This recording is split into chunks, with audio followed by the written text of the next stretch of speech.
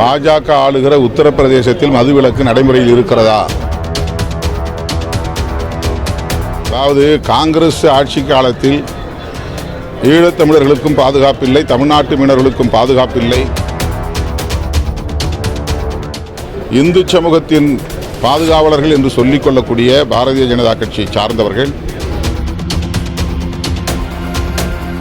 ஈழத்தமிழர்களின் பிரச்சனையில் ஒரு அங்குலம் கூட முன்னேற்றம் இல்லை. காங்கிரஸ் ஆட்சி காலத்தில் எப்படி இருந்ததோ அதே போல இருக்கிறது. கமல்ஹாசன் அவர்கள் மீண்டும் மக்கள் நீதி மையத்தின் தலைவராக தேர்ந்தெடுக்கப்பட்டிருக்கிறார். பாஜக ஆளுகிற உத்தரப்பிரதேசத்தில் மதுவிலக்கு நடைமுறையில் இருக்கிறதா? அதற்கு அவர்கள் பதிலளிப்பார்களா? குஜராத்திலே மதுவிலக்கு நடைமுறையில் இருக்கிறது. அது காங்கிரஸ் ஆட்சி காலத்திலே கொண்டு வரப்பட்டது. காந்தியடிகளை மதிக்கும் வகையில், அவருடைய உயிர்மூச்சு கொள்கையை போற்றும் வகையில் குஜராத்தில் மட்டும் அது நடைமுறையில் இருக்கிறது. பீகாரிலே அவ்வாறு மதுவிலக்கு நடைமுறையில் இருப்பதற்கு பாரதிய ஜனதா காரணமில்லை. அங்குள்ள ஐக்கிய ஜனதா தளத்தின் தலைவர் நிதிஷ்குமார் தான் அதில் உறுதியாக இருக்கிறார். ஆனால் பாரதிய ஜனதா ஆளக்கூடிய வேறு எந்த மாநிலத்திலும் மதுவிலக்கு கொள்கை நடைமுறையில் இல்லை. இதில் கடுமையாக பாதிக்கப்படுகிறவர்கள் இவர்கள் மொழியில் சொல்லப்போனால் பெரும்பான்மை இந்துக்கள் தான். இளம் தலைமுறையினர் கடுமையாக பாதிக்கப்படுகிறார்கள். இந்து சமூகத்தின் பாதுகாவலர்கள் என்று சொல்லிக்கொள்ளக்கூடிய பாரதிய ஜனதா கட்சியை சார்ந்தவர்கள் இளம் தலைமுறையை சார்ந்த இந்து சமூகத்தினரை பாதுகாப்பதற்கு இவர்கள் என்ன நடவடிக்கையை மேற்கொண்டிருக்கிறார்கள்? மாநில அரசுகளின் மேல் பழி போட்டுவிட்டு இந்திய ஒன்றிய அரசு கண்டும் காணாமல் இருப்பது மக்கள் மீது உள்ள அக்கறையை வெளிப்படுத்துகிறதா என்ற கேள்வியை விடுதலை சிறுத்தைகள் எழுப்ப விரும்புகிறது. தமிழ்நாட்டில் நாங்கள் ஆளும் கட்சியான திமுக கூட்டணியில் இருக்கிறோம்.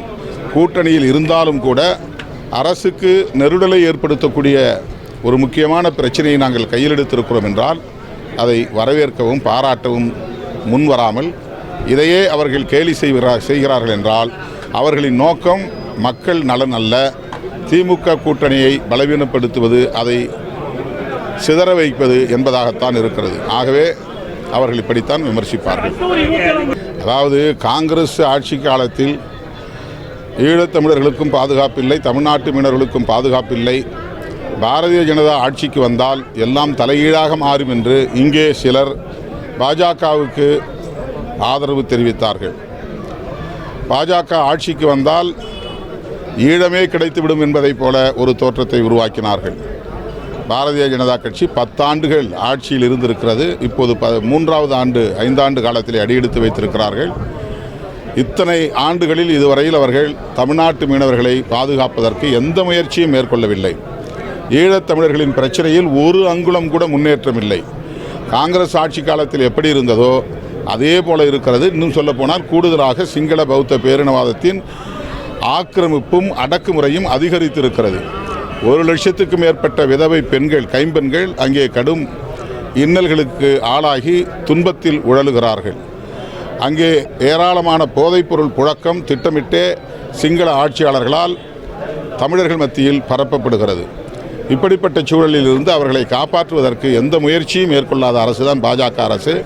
இந்த நிலையிலே அவர்கள் நாங்கள் தான் தமிழ்நாட்டு மீனவர்களை காப்போம், நாங்கள் தான் ஈழத்தமிழர்களை காப்போம் என்று சொல்லுவது நாடக அரசியல். ஏற்கனவே இதை நாங்கள் கடுமையாக எதிர்த்திருக்கிறோம். ராம்நாத் கோவிந்த் அவர்களை சந்தித்து இது தொடர்பாக எங்கள் தரப்பு வாதத்தை நாங்கள் கோரிக்கை மனுவாக வழங்கியிருக்கிறோம். பாரதிய ஜனதா கட்சியின் பல்வேறு செயல் திட்டங்களுள் இதுவும் ஒன்று. ஒரே மதம், ஒரே தேசம், ஒரே தேசம் ஒரே கலாச்சாரம் என்பதைப் போல ஒரே தேசம் ஒரே தேர்தல் என்பதும் அவர்களின் அரசியல் செயல் திட்டங்களில் ஒன்று. இது மிகவும் ஆபத்தானது. குடியரசுத் தலைவர் ஆட்சி முறையை கொண்டு வருவதற்கு அவர்கள் முயற்சிக்கிறார்கள். எதிர்க்கட்சிகளே இல்லாத ஒரு தேசத்தை ஒரு கட்சி ஒரு ஆட்சி முறையை கொண்டு வருவதற்கு முயற்சிக்கிறார்கள். இதை கடுமையாக நாங்கள் எதிர்க்கிறோம். இது நல்ல கருத்து, வரவேற்கிறேன். கமல்ஹாசன் அவர்கள் மீண்டும் மக்கள் நீதி மையத்தின் தலைவராக தேர்ந்தெடுக்கப்பட்டிருக்கிறார்.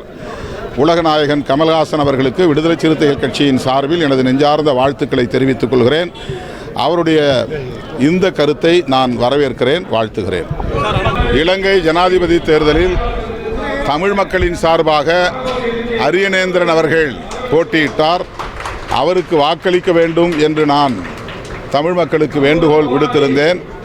அவர் வெற்றி பெற முடியாது என்பது நமக்கு தெரியும். இருந்தாலும் அரியநேந்திரன் அவர்களை தமிழ் மக்கள் ஆதரிக்க வேண்டும் என்ற கருத்தை நான் வலியுறுத்தியிருந்தேன்.